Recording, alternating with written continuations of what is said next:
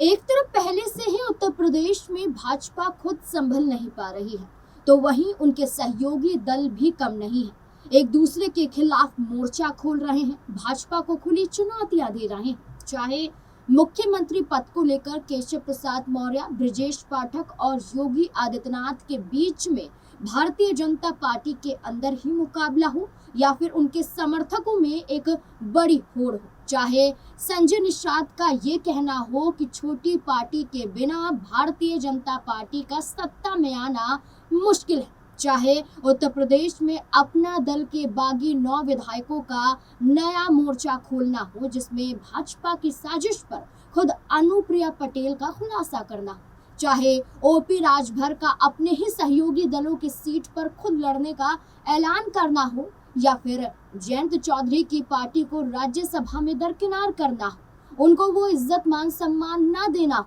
हर लिहाज से उत्तर प्रदेश में भाजपा गठबंधन में पहले से ही सब बिगड़ रहा है, सब बिखर रहा है।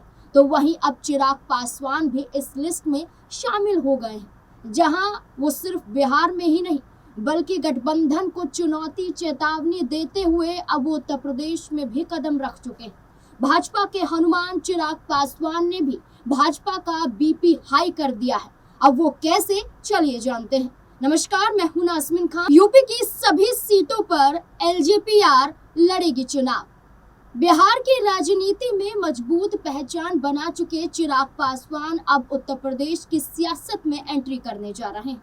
उनकी पार्टी लोक जनशक्ति पार्टी रामविलास ने 2027 के विधानसभा चुनाव में सभी के सभी 403 सीटों पर उम्मीदवार उतारने का फैसला अभी से कर लिया है।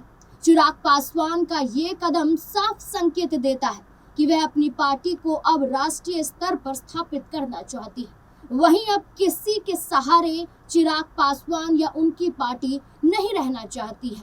यूपी जैसे बड़े राज्य को चिराग पासवान ने चुना है और ऐलान सभी सीटों पर बिना चर्चा के कर डाला है, जिससे साफ नजर आता है कि बिहार में ना सही लेकिन उत्तर प्रदेश में एक बड़ा खेल चिराग पासवान कर सकते हैं। यूपी के तर्ज पर वो भाजपा को साथ नहीं देना चाहते हैं, तभी तो यूपी जैसे राज्य को चिराग पासवान बड़ी चुनौती के साथ बड़े अवसर के रूप में भी देख रहे हैं। अगले चुनाव लड़ने का फैसला पार्टी ने स्पष्ट किया है कि बिहार फर्स्ट, बिहारी फर्स्ट की तर्ज पर उत्तर प्रदेश में किसी भी दल के साथ गठबंधन नहीं किया जाएगा। इसलिए यूपी फर्स्ट, यूपी वाले फर्स्ट के नारे के साथ पार्टी अकेले मैदान में उतरेगी, जिससे मुकाबला और ज्यादा दिलचस्प होने की संभावना जताई जा रही है। हालांकि मुकाबले के साथ माना यह भी जा रहा है कि क्या ये संकेत है कि चिराग पासवान बीजेपी से गठबंधन तोड़ने का इरादा बना चुके हैं। बिहार की सफलता से बड़ा मनोबल। हाल के लोकसभा चुनाव में बेहतर प्रदर्शन और 100% स्ट्राइक रेट ने पार्टी का आत्मविश्वास बढ़ाया है। जहां लोकसभा चुनाव में 5 सीटों के मिलने के बाद भी एक सीट चिराग पासवान की पार्टी ने हाथ से नहीं जाने दी, सभी की सभी 5 सीट पर जीत दर्ज करके दिखाई। तो वहीं विधानसभा चुनाव में भी बेहतर प्रदर्शन 2015 और 2020 के मुकाबले 2025 में देखने को मिला, जहां 2025 में 29 सीटों पर चुनाव चिराग पासवान की पार्टी लोक जनशक्ति पार्टी रामविलास ने लड़ा और वहीं 29 में से 19 सीटों पर डंका बजाकर बड़ी पार्टी बनकर चिराग पासवान की उभरी, जो उनके लिए एक बड़ा राजनीतिक बूस्ट माना जाता है। इसी उत्साह के साथ अब वो यूपी में भी मजबूत पकड़ बनाने की कोशिश में लग चुके हैं। पिता की विरासत को आगे बढ़ाने की कोशिश। चिराग पासवान अपने पिता और वरिष्ठ नेता दिवंगत रामविलास पासवान के पुराने जनाधार को फिर से संगठित करना चाहते हैं, क्योंकि रामविलास पासवान सिर्फ राज्य की राजनीति तक सीमित नहीं रहे थे, बल्कि अन्य राज्यों में मेहनत के साथ राष्ट्रीय राजनीति तक भी उन्होंने अपनी पहचान बढ़ाई थी। तभी तो यूपी में भी उनकी अच्छी पकड़ मानी जाती थी। उनकी पहचान मायावती के बाद राष्ट्रीय स्तर के दलित चेहरे के रूप में देखी जाती थी। यूपी में उन्होंने दलितों को मोबिलाइज करने की भी कोशिश की थी। तभी तो रामविलास पासवान ने अपने दौर में यानी कि 2000 के दशक में उन्होंने यूपी में कई रैलियां की और दलित राजनीति को प्रभावित करने की कोशिश की। आपको बता दें कि रामविलास पासवान को लेकर एक समय ये भी कहा गया था कि उनकी सभाओं से राजनीतिक हलचल जरूर होती थी, बड़ा फर्क नजर आता था, लेकिन बीएसपी के मजबूत नेटवर्क के कारण वे उत्तर प्रदेश में जगह नहीं बना पाए थे। हालांकि अब इसी जनाधार को उत्तर प्रदेश में फिर से चिराग पासवान दोबारा मजबूत करने की योजना बना रहे हैं। तीसरे विकल्प के तौर पर उभरने की तैयारी, जहां जयंत चौधरी राजस्थान में अपनी पार्टी को तीसरे मोर्चे के तहत देखते हैं, यानी बिना गठबंधन अलग अपनी पार्टी को चुनाव में उतारने के लिए तैयार जयंत चौधरी हो गए। तो वहीं अब बिहार छोड़ चिराग पासवान की नजर उत्तर प्रदेश में अपनी पार्टी को तीसरे विकल्प के रूप में स्थापित करने में नजर आ रही है। चिराग पासवान की ये कोशिश पूरी दिखाई दे रही है।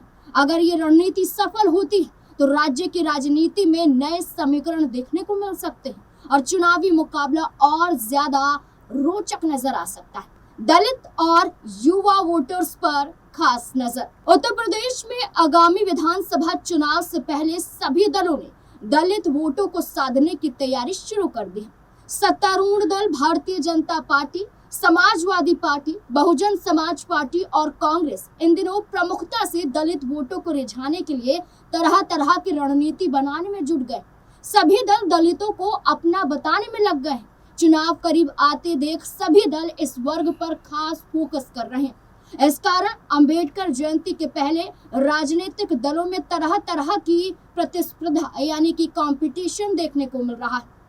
राजनीतिक जानकार बताते हैं कि भारतीय जनता पार्टी ने लोकसभा चुनाव के सकारात्मक नतीजे उत्तर प्रदेश में न मिलने के बाद से ही दलित वोट बैंक को सहेजने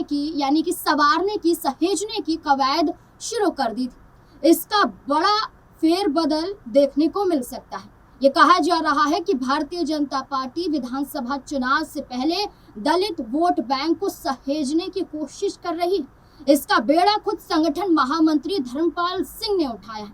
बसपा तो खुद को दलितों की पार्टी बताकर कई सालों तक वोट बटोरती रही, तो और अखिलेश यादव यानी कि समाजवादी पार्टी की बात करें तो वो पीडीए के साथ आगे बढ़ती रही और आगे बढ़ने की राह पर नजर आ रही है। लेकिन कांग्रेस दलितों को अपना बनाने में अभी से कोशिश में लग गई है। हालांकि इसी राह में अब चिराग पासवान की पार्टी को भी देखा जा रहा है। चिराग पासवान की पार्टी भी रणनीति दलित और युवा मतदाताओं को साधने की है। ये जग जाहिर है कि यूपी में दलित वोट बैंक काफी निर्णायक माना जाता है, तभी तो 22% दलितों पर अब चिराग पासवान भी फोकस करना चाहते हैं। चिराग की एंट्री से चुनावी समीकरण बदल सकते हैं, ऐसा माना जा रहा है। गौरतलब है कि अब देखना होगा कि चिराग पासवान के जरिए ऐलान तो कर दिया गया है, क्या भाजपा से गठबंधन तोड़ यानी बिना गठबंधन यूपी में चिराग पासवान की पार्टी कुछ कमाल कर पाती है या फिर नहीं, ये बड़ा सवाल बन जाता है। क्योंकि पासवान अनुसूचित जाति यानी कि एससी के अंतर्गत आते हैं और पासवान जाति भी बिहार, यूपी, झारखंड पर अच्छा खासा प्रभाव छोड़ती है।